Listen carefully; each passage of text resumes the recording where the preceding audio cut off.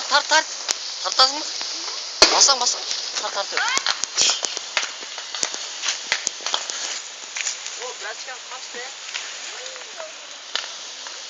Kaçta istek oldu?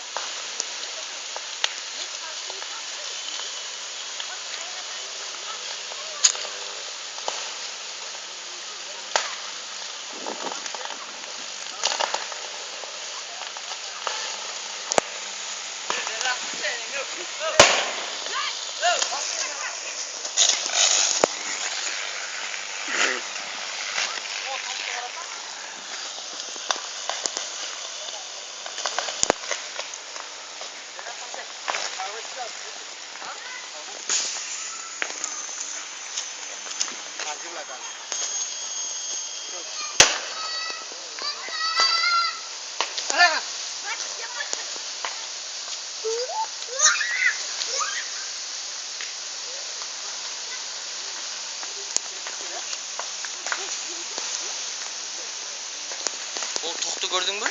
Yakamdan çıkartkanlardı. Bana atsana o terekte. Bak demeleri gördün mü? Ne? Kaç yani? Kaç!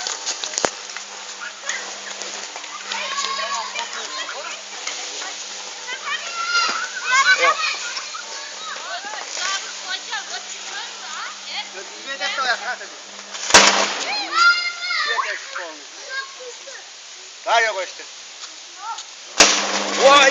Hadi!